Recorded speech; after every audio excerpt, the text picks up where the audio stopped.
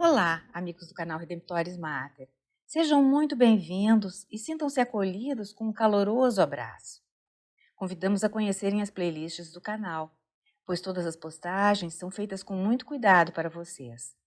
E não se esqueçam de se inscrever e de clicar o seu joinha, pois isso ajuda o nosso canal com os algoritmos do YouTube. Estamos vivendo no ciclo litúrgico o ano A, em que se percorre o Evangelho de São Mateus ao longo dos finais de semana do ano. Nos dias 14 e 15 de janeiro, porém, embora seja o segundo final de semana do tempo comum, o Evangelho é de São João. A explicação para isso está em que estamos saindo do tempo do Natal e começaremos a refletir novamente no ministério público de Jesus. O Evangelho de João, nos 2 primeiros capítulos, nos dá informações significativas sobre o que aconteceu antes de Jesus iniciar o ministério público e logo no começo deste. Então, ouçamos João, capítulo 2, versículos 29 a 34. Naquele tempo, João viu Jesus aproximar-se dele e disse: Eis o Cordeiro de Deus que tira o pecado do mundo. Dele é que eu disse: Depois de mim vem um homem que passou à minha frente, porque existia antes de mim. Também eu não o conhecia, mas, se eu vim batizar com água, foi para que ele fosse manifestado a Israel. E João deu testemunho, dizendo: Eu vi o Espírito descer como uma pomba do céu e permanecer sobre ele. Também eu não o conhecia, mas aquele que me enviou a batizar com água me disse: Aquele sobre quem vires o Espírito descer e permanecer, esse é quem batiza com o Espírito Santo. Eu vi e dou testemunho. Este é o Filho de Deus. Vamos nos fazer 4 perguntas sobre essa passagem. O que João quer dizer ao afirmar que Jesus é o Cordeiro de Deus que tira o pecado do mundo? Por que João afirma que Jesus passou à sua frente porque existia antes dele? E como João afirma que não conhecia Jesus, como diz 2 vezes, se segundo São Lucas, capítulos 1 e 2, era seu primo? De fato, ao mencionar que Isabel, a mãe de Batista, era parente de Maria, Lucas esclarece isso. E, finalmente, o que significa exatamente o testemunho que João diz dar de Jesus? E qual a sua importância? Passemos à primeira questão. A expressão Cordeiro de Deus, que tira o pecado do mundo, faz eco de passagens do Antigo Testamento, que os judeus do primeiro século conheciam muito bem. Vem, por exemplo, do livro do Êxodo, capítulo 12. Ali se descreve o sacrifício do Cordeiro Pascal, que não só colocou o povo hebreu a caminho da terra prometida, dando início ao êxodo e libertando Israel da escravidão do Egito, mas salvou os israelitas do anjo da morte, que sobreveio sobre o Egito. Poupou aqueles lares em que o sangue do cordeiro sacrificado, conforme a orientação de Deus a Moisés, fora passado no batente das portas. Por isso, o Cordeiro Pascal sempre passou a ser associado com a libertação, o resgate e a preservação da morte. Portanto, João Batista está assinalando que Jesus é o verdadeiro Cordeiro Pascal, que começa um novo êxodo e vai libertar da morte espiritual e conduzir à nova terra prometida, que é a vida eterna. Inclusive, no capítulo 6 de São João, o próprio Jesus afirma: se não comerdes da carne do Filho do Homem, não tereis a vida. Ou seja, é comendo que sereis preservados da morte.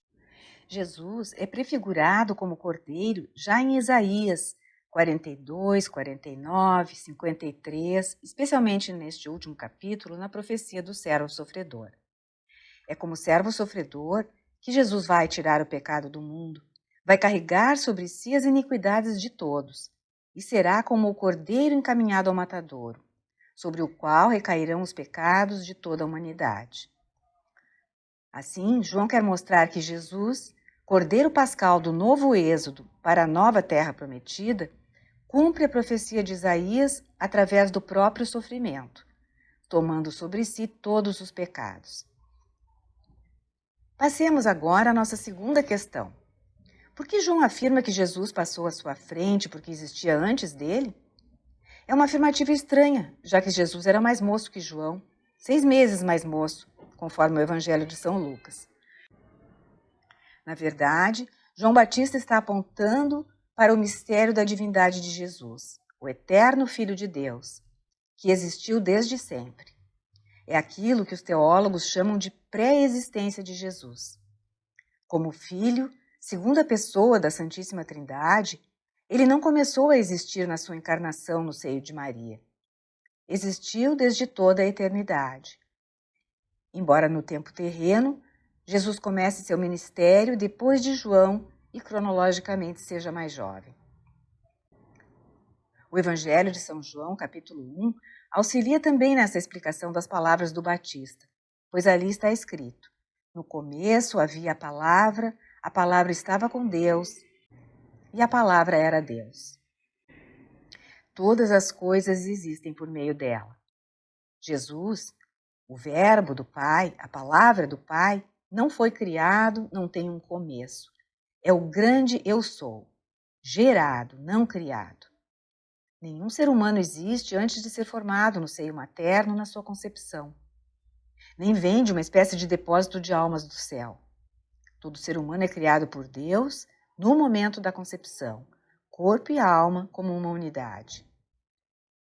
Jesus é diferente, como o Filho eterno do Pai, que assumiu a natureza humana num determinado momento no seio da Virgem, naquilo que Paulo ensina aos Gálatas ser a plenitude dos tempos.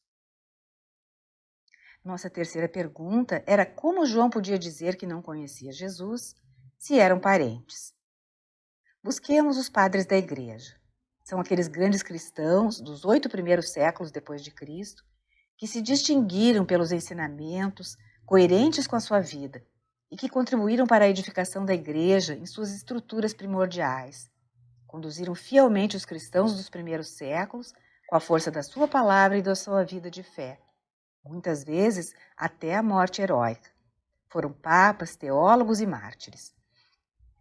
Fazem parte da tradição viva da Igreja, que procurou entender e explicar a afirmação de João Batista. São João Crisóstomo, bispo de Constantinopla no final do IV século, foi buscar a explicação em Lucas, capítulo 1, versículo 80.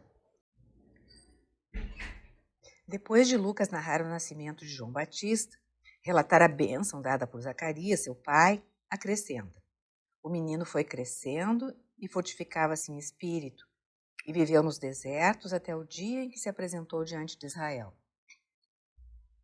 Ou seja, João Batista não cresceu em Ain Carim, onde seus pais moravam, nem em Jerusalém, mas no deserto, longe da família, só se manifestando no tempo em que começou o próprio ministério público, pregando o batismo de arrependimento e preparando o povo para a vinda do Messias. Então, Jesus e João não cresceram juntos. Aliás, Jesus cresceu na Galileia como um carpinteiro e João viveu uma vida ascética no deserto. Os manuscritos ou pergaminhos do Mar Morto, descobertos no século XX nas grutas de Qumran, esclarecem que havia uma comunidade de essênios, judeus celibatários que viviam com jejuns, oração e lendo as Escrituras. Eram semelhantes às comunidades de monges cristãos. Embora não se casassem nem tivessem filhos, educavam crianças de terceiros, preparando-as em suas comunidades. Os pais de João o consagraram e entregaram à comunidade dos essênios em que ele cresceu. É o que os estudiosos especulam, pois não há dados escritos a respeito. Em todo caso, sabe-se que João não cresceu na Judéia, mas no deserto, e ali vivia até se manifestar como profeta a Israel. Tanto Crisóstomo como São Cirilo de Jerusalém, outro padre da Igreja, entenderam que, ao afirmar que não conhecia Jesus de Nazaré, João Batista se referia ao conhecimento presencial, a não terem crescido juntos como familiares ou amigos numa relação próxima. O conhecimento de João sobre Jesus veio-lhe por revelação divina, pela descida do Espírito Santo no batismo de Jesus. É assim que João reconhece Jesus como o Messias, o Filho de Deus, aquele que veio batizar no Espírito Santo. Assim, por essa afirmação de João que estamos comentando, ele deixava claro que não foram as preferências familiares, o parentesco e a convivência durante a infância que levaram João a dizer o que disse, mas por revelação de Deus. Além disso, na providência divina, tudo isso compôs um meio adequado para Jesus começar o seu ministério público. Passemos então à nossa quarta questão. O que significa o testemunho de João Batista? Ele testemunha que o Espírito desceu sobre Jesus e Jesus é que batizará no Espírito Santo. João diz que virá alguém que é maior e mais poderoso do que ele, de quem não é digno sequer de desatar as sandálias. Essa era uma tarefa dos servos naquele tempo. João prossegue: eu batizo com água, mas ele batizará com o Espírito Santo. Ou seja, aquele que Israel está esperando há séculos, o descendente de Davi, que viria restaurar Israel, é Jesus. É o Messias, o Cordeiro de Deus, que tira os pecados do mundo. É o Salvador. No capítulo 49, Isaías identificara aquele servo no qual Javé seria glorificado, que traria Israel para Javé, que reuniria as 12 tribos e iria restaurá-las, como a luz das nações, para que a salvação atingisse os confins da terra.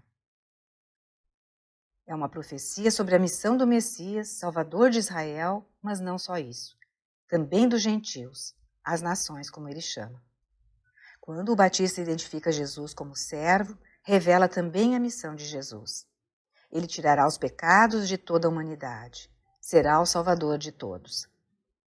Não são os sacrifícios de touros e carneiros que Javé deseja, mas um servo obediente que faça a sua vontade, o que Adão e Eva não fizeram. Na profecia do Salmo 40, versos 6 a 8, o servo diz: eis que eu venho para fazer a vossa vontade, vossa lei está dentro do meu coração.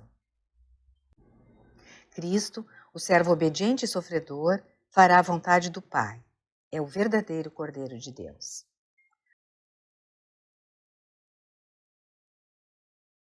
O Senhor esteja convosco, Ele está no meio de nós.